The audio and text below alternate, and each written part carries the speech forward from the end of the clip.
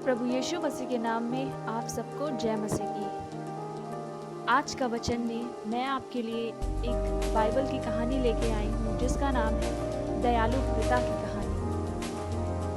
तो आइए सुनते हैं इस कहानी को। एक दिन यीशु मसीह बहुत से चुंगी लेने वालों और पापियों को सिखा रहा था जो उसे सुनने के लिए वहाँ इकट्ठा हुए थे। वहाँ बहुत से धर्मी अगुवे भी बैठे थे। यीशु इन पापियों के साथ अपने दोस्तों के समान ही व्यवहार करता था और वे एक दूसरे से मिलकर उसकी आलोचना करने लगे। फिर यीशु ने उन्हें यह कहानी सुनाई। किसी व्यक्ति के 2 पुत्र थे।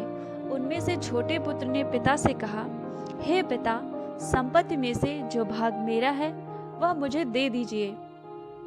तो पिता ने अपने दोनों बेटों में अपनी संपत्ति बांट दी। बहुत दिन ना बीते थे कि छोटा पुत्र सब कुछ इकट्ठा करके दूर देश को चला गया और वहां पापमय जीवन में अपनी संपत्ति उड़ा दी।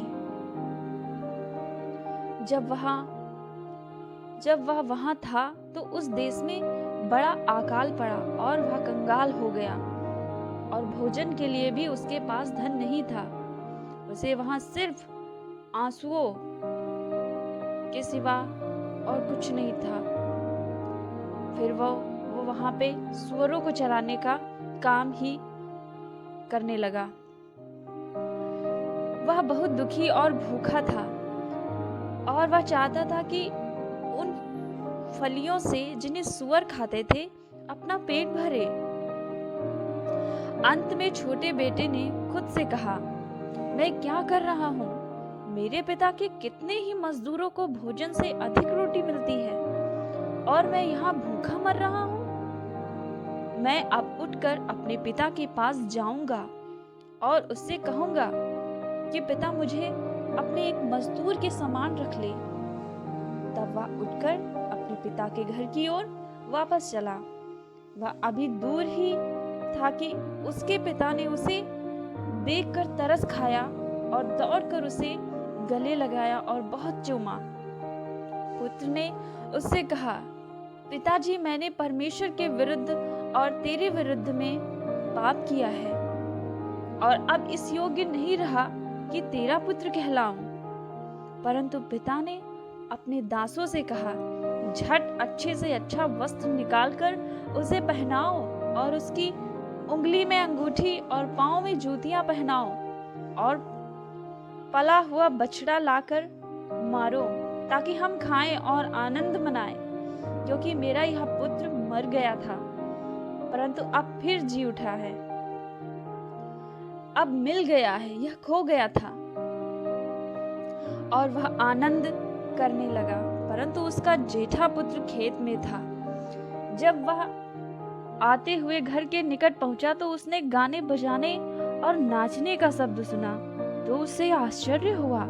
बड़े बेटे को पता चला कि उसका भाई आया है, क्योंकि वे जश्न मना रहे थे। वह बहुत गुस्से में था और घर के अंदर नहीं गया, परंतु उसका पिता बाहर आया और उसे सबके साथ जश्न मनाने के लिए उससे विनती करने लगा, परंतु उसने मना कर दिया।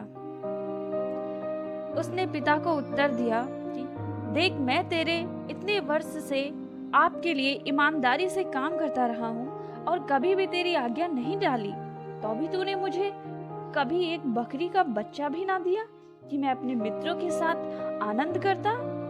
परंतु तेरा यह पुत्र जिसने तेरी सारी संपत्ति पाप में जीवन में उड़ा दी, अब आया है तो उसके लिए तूने पला हुआ बछड़ा कटवाया। पिता ने उत्तर दिया, मेरे पुत्र, तू सर्वदा मेरे साथ है और जो कुछ मेरा है वह सब तेरा ही है, परंतु अब आनंद करना और मगन होना चाहिए, क्योंकि यह तेरा भाई मर गया था फिर जी गया है, खो गया था अब मिल गया है। तो दोस्तों, आई होप कि आपको ये कहानी अच्छी लगी होगी। प्रभु को महिमा मिले। जय मसीह की।